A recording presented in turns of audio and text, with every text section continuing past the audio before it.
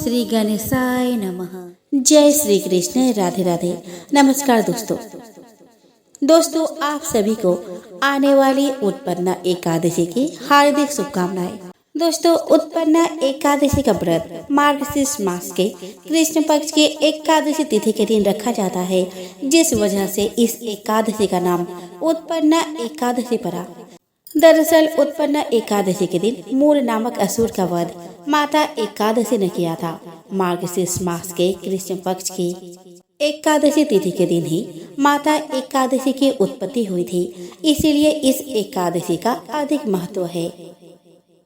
तो आइए दोस्तों इस वीडियो में जानते हैं उत्पन्ना एकादशी व्रत की तारीख, इसके पूजन विधि के बारे में मैं आपको बताऊंगी कि व्रत के दिन क्या करें और क्या ना करें, व्रत में क्या खाए और क्या ना खाए, तुलसी दल कब तोड़े, साथ ही मैं आपको बताऊंगी इसके महत्व के बारे में। दोस्तों एकादशी व्रत भगवान विष्णु को समर्पित है। एकादशी तिथि पर भगवान विष्णु की विधि विधान से पूजा अर्चना की जाती है। हिंदू पंचांग के अनुसार मार्गशीर्ष मास के कृष्ण पक्ष की एकादशी तिथि को उत्पन्ना एकादशी कहते हैं। यूं तो हर माह 2 एकादशी तिथियां आती है, लेकिन उत्पन्ना एकादशी का खास महत्व है। एकादशी के व्रत को समापन करने को पारण कहते हैं। एकादशी व्रत के अगले दिन सूर्योदय के बाद पारण किया जाता है। एकादशी व्रत का पारण द्वादशी तिथि समाप्त होने से पहले करना बहुत जरूरी होता है। दोस्तों एकादशी तिथि 8 दिसंबर को सुबह 5:06 से प्रारंभ होगी और 9 दिसंबर को सुबह 6:31 पर समाप्त होगी। उदया तिथि में उत्पन्ना एकादशी व्रत 8 दिसंबर को रखा जाएगा।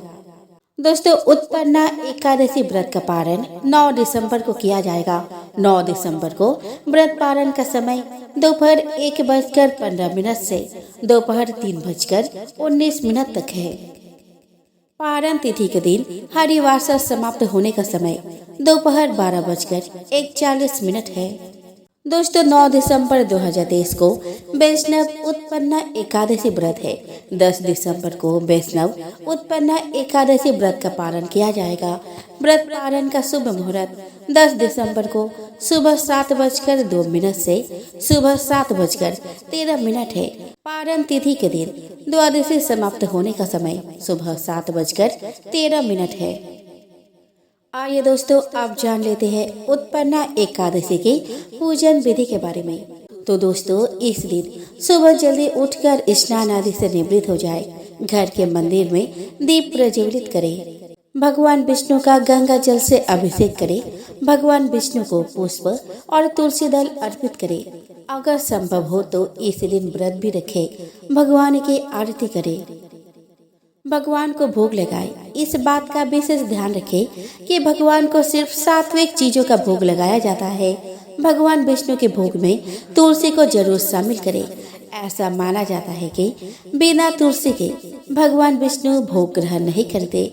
इस पावन दिन भगवान विष्णु के साथ ही माता लक्ष्मी की पूजा भी करें।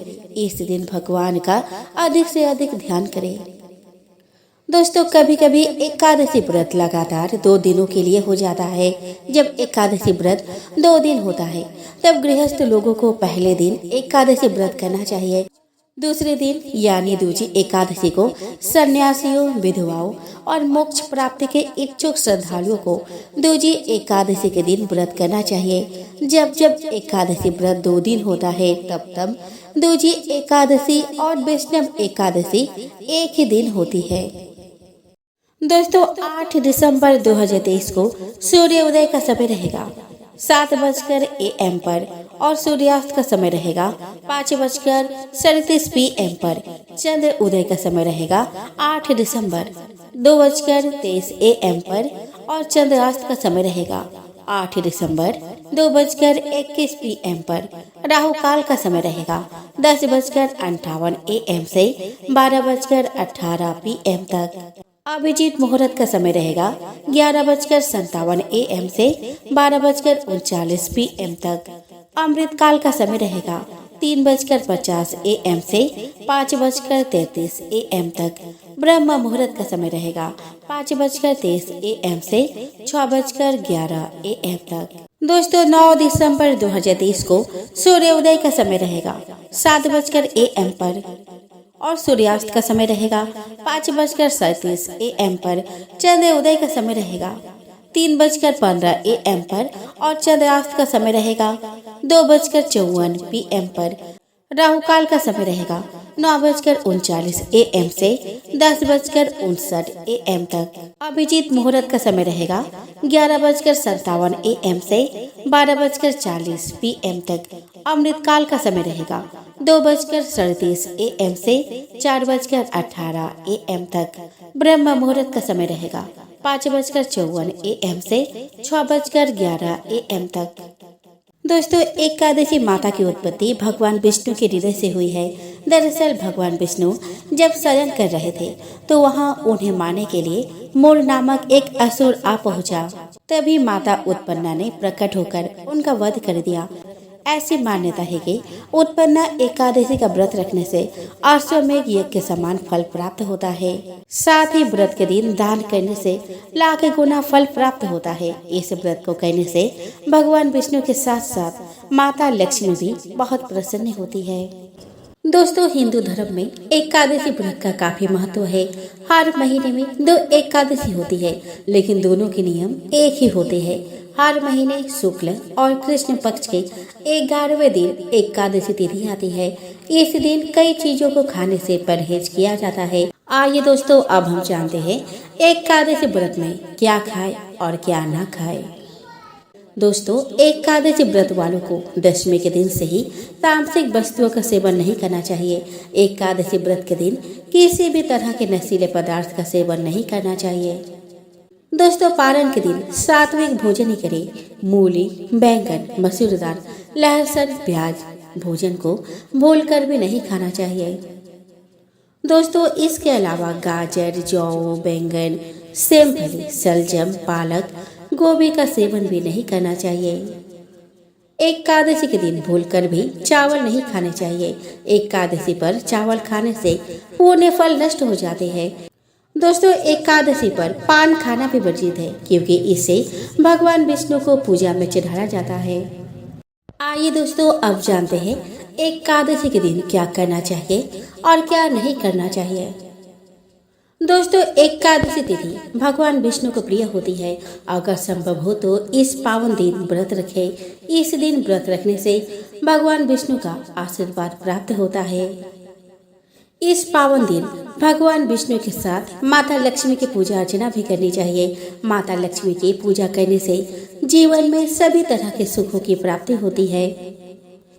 धार्मिक मान्यताओं के अनुसार भगवान विष्णु और माता लक्ष्मी की पूजा करने से सभी मनोकामनाएं पूरी हो जाती है। दोस्तों इस पावन दिन सात्विक भोजन करना चाहिए। एकादशी के दिन मांस, मदिरा का सेवन नहीं करना चाहिए। इस दिन पहले भगवान को भोग लगाए, उसके बाद ही भोजन ग्रहण करें। दोस्तों एकादशी के दिन चावल का सेवन नहीं करना चाहिए। इस दिन चावल का सेवन करना अशुभ माना जाता है।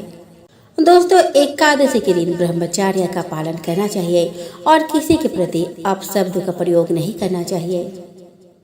धार्मिक मान्यताओं के अनुसार दान करने से कई गुना फल की प्राप्ति होती है। इस पावन दिन अपनी क्षमता के अनुसार दान जरूर करें। धार्मिक मान्यताओं के अनुसार भगवान विष्णु को तुलसी अति प्रिय है। इस पावन दिन भगवान विष्णु को तुलसी जरूर अर्पित करें। दोस्तों हिंदू धर्म में तुलसी के पौधे का विशेष महत्व है। यही कारण है कि तुलसी को देवी के समान मानकर उनकी पूजा की जाती है। सुबह के समय तुलसी के पौधे में पानी दिया जाता है, तो शाम के समय तुलसी के सामने दीपक जलाकर सुख समृद्धि की कामना की जाती है। घर के आंगन में तुलसी लगाने की परंपरा सदियों से चली आ रही है और इसका कारण यह है कि तुलसी को लक्ष्मी का स्वरूप माना जाता है। घर में तुलसी का पौधा लगाने से न सिर्फ घर में सुख शांति आती है, बल्कि वास्तु दोष भी ठीक हो जाता है। तुलसी को भगवान विष्णु की प्रिय माना जाता है। पूजा में इस्तेमाल होने वाले प्रसाद में तुलसी की पत्तियां डालने के बाद ही उसे शुद्ध माना जाता है। लेकिन तुलसी केवल पूजनीय ही नहीं, बल्कि औषधीय गुण से भी भरपूर होती है। सर्दी खांसी जैसी समस्याओं में तुलसी के पत्ते से बना काढ़ा पीने से बहुत आराम मिलता है और तबीयत जल्दी ठीक हो जाती है।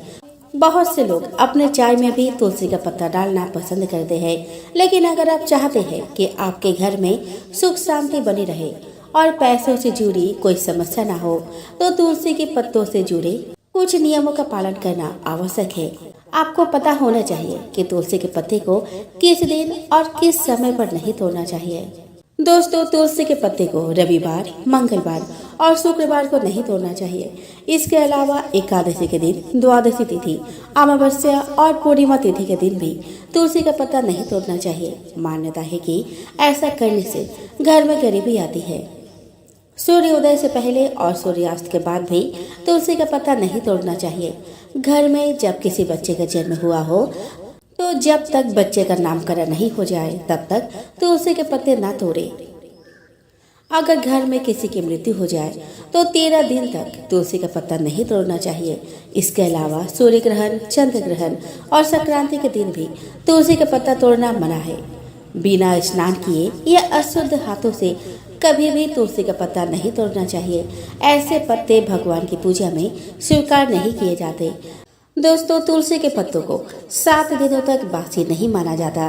पत्तियों पर दोबारा पानी छिड़ककर उसे भगवान को अर्पित किया जा सकता है। दोस्तों, तुलसी को तोड़ते समय यह मंत्र का जाप करें। ओम सुप्रदाय नमः, ओम सुप्रभाय नमः, मातस्तुलसी गोविंद हृदयानंद कारिणी नारायणस्य पूजा चिनोमि त्वां नमस्तुते। दोस्तों, वैसे तो समाज में महिलाओं के पीरियड्स को लेकर अलग अलग लोगों के अलग अलग विचार है, लेकिन आमतौर पर धारणा यही दिखती है कि पीरियड्स के दौरान महिलाएं अशुद्ध होती है और उन्हें पूजा पाठ या व्रत नहीं करना चाहिए। लेकिन अगर आप धार्मिक शास्त्रों के ठीक से अध्ययन करें तो ऐसा बिल्कुल नहीं है। हाँ, मासिक धर्म को लेकर कई तरह की सलाह जरूर दिए गए हैं कि इस दौरान क्या करें और क्या ना करें। रामायण काल के महान ऋषि श्रृंगी ने भी पीरियड्स के दौरान निर्जला एकादशी करने की अनुमति देते हुए कहा है कि एकादश्यम न भुंजिया नारी दृष्टि राज्यस्यपि। अगर किसी महिला का मासिक धर्म चल रहा हो तो भी उसे एकादशी के दिन भोजन नहीं करना चाहिए। ऋषि आगे कहते हैं, शनिर्वरे रावे संक्रांत्यम ग्रहणे च त्याज्य न एकादशी राजन सर्वदेवेति निश्चयः। एकादशी का व्रत भले ही शनिवार, रविवार, ग्रहण के दिन या संक्रांति के दिन ही क्यों ना हो, कभी भी नहीं छोड़ना चाहिए। मतलब जैसे भी स्थिति हो, एकादशी का व्रत जरूर करना चाहिए। लेकिन पीरियड्स के दौरान एकादशी वह कैसे किया जाए?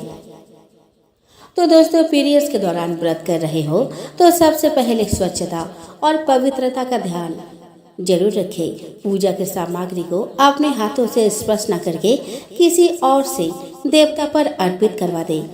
भगवान के विग्रह यानी मूर्ति का स्पर्श न करें और न ही उनकी पूजा करें। व्रत के दौरान कोई भी ऐसा कार्य जो भगवान की मूर्ति या पूजा के प्रत्यक्ष जुड़ी हो वो नहीं करनी चाहिए, जैसे कि भगवान के लिए भोग बनाना, पूजा की थाली सजाना, फूल माला बनाना, पूजा के बर्तनों को छूना या धोना, आरती का सामान लाकर देना। व्रत का संकल्प लेने से पहले ब्रह्म मुहूर्त में स्नान कर ले, अपने बाल अवश्य धोए, स्वच्छ पवित्र वस्त्र धारण करें। अगर सुविधा हो तो भगवान की मंगल आरती के दर्शन कर ले और उसके बाद व्रत का संकल्प ले। दूर से भगवान को प्रणाम कर सकते हैं और मन में मंत्रों का जाप कर सकते हैं।